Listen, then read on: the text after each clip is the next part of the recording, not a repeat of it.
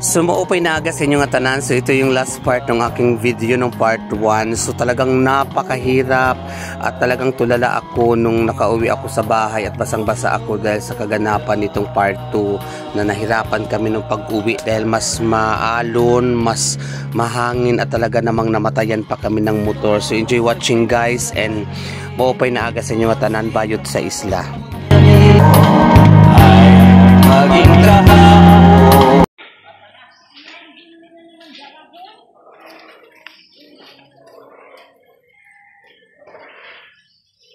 Kami ng gala ni ate. Salamat eh. Okay po. Kay mabalik pa kunta kami doon kay sa gasolina, binigyan kami ni ate na. Shout out ating. Hello. Dida na lang. Didi. Kay na magbalik. Oo, salamat. Para babaliw na kami gasolina. Kasi nga matirikan kami sa butgas sa lawod. Ayan natin. Nagkadi ako didi kay nag-audition ako sa kanta. So ako ang officially representative na ng Barangay Bani. Brown out pa. Ay, nagapi ako kanta. Nagapi ka? Nag-audition? Saan ka nag-audition? Ngayon lang. Naman na. Okay na. Si Ondo.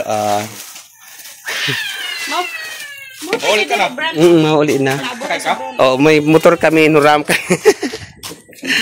Shoutout ka Ondo. Tapos sa kan natin nagbigay sa amo na galon. May galon kami dun kaya lang doon malayo ang motor. So uwi na kami guys. Thank you Lord at natanggap ako guys sa audition. So ako na ang officially representative ng Barangay Bani. So malaking karangalan ito guys. So hindi ko na makuna ng pag-uwi namin guys kasi mabaluron. Ipa-plastic ko na ini nga cellphone. So this is it. Pansit. Mababuhay po ang taga Barangay San Juan at mabuhay ang mga taga Bani. Thank you for watching guys. Damong salamat sa inyo pagtanaw sa bahay sa isla. God bless. I love it.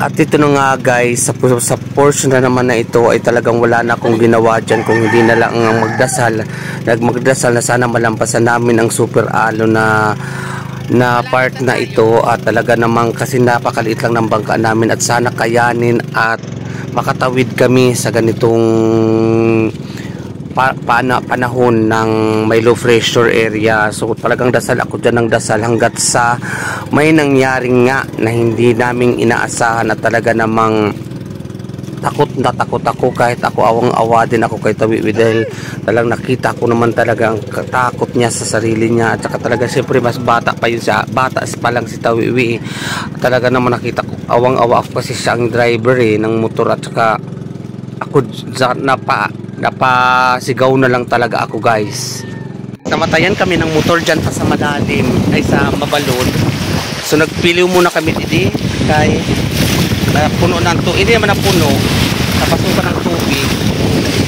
So dyan pa talaga kami nakuha na sa paliko na, so marabil dyan na to, mabalod talaga tong part na to. So dito kami naglilimas. hindi naman kami lalubog. Nagbugsay lang kami dito.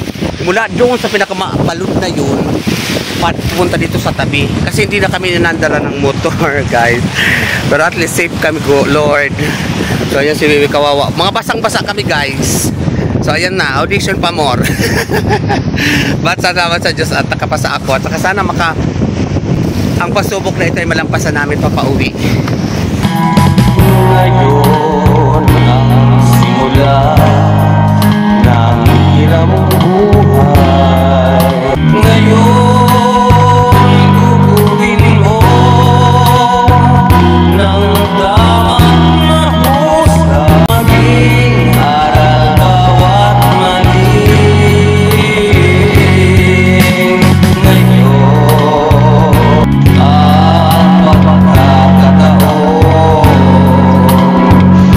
Sana'y huwag itamulanin, may nakita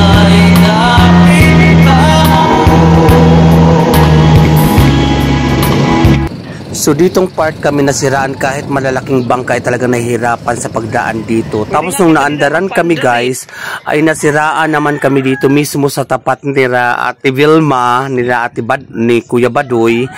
Kinain naman ang liyo-liyo dito ng aming motor. So nag-stop over na naman kami dito at namatayan kami, super bugsay na naman kami. So ngayon ay pinapabuksan namin ang makina ng motor ni Taiko kasi kinain daw ang liyo-liyo. So maraming salamat at shoutout kan Manay Vilma. Actually magbibilma lang ako nito dahil magpinsan kami ng tatay nito, pamangkin ko ito siya.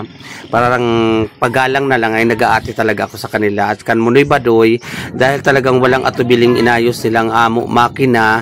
At nakikita ko din dyan yung mga anak ni Manay Charit at saka yung kapitbahay at saka marami ako nakita mga taga Marabilla.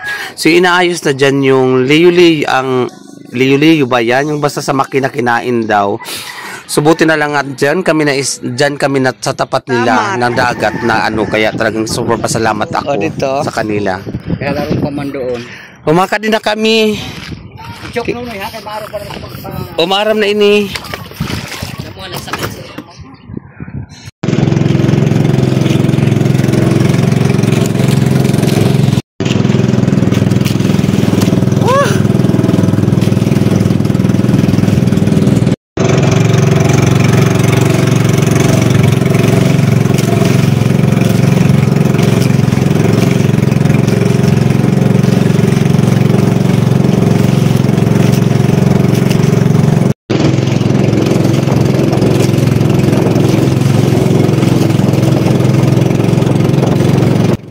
So habang natatanaw ko na ang isla namin, ang Barangay Bani, namumroblema naman ako ngayon kung paano namin ito sasabihin kani Taiko na may nasira kami doon sa part ng motor dahil kinain nga ang liyo-liyo. Kaya talagang sa awa ng Diyos naman talaga naintindihan naman ni Taiko. Talaga dyan pa lang sa kinabang umaandar, nagdadasal na ako na sana lusutan namin ito at mapatawad kami ni Taiko dahil nga at buti na lang, thanks God, at talaga namang si Taiko na intindihan naman ang mga sitwasyon at hindi naman namin sinasadya. Maraming salamat ni Taiko. Tanggap ako sa Sibon Test. Kaya sa Sibon Test. Okay. So congratulations to you.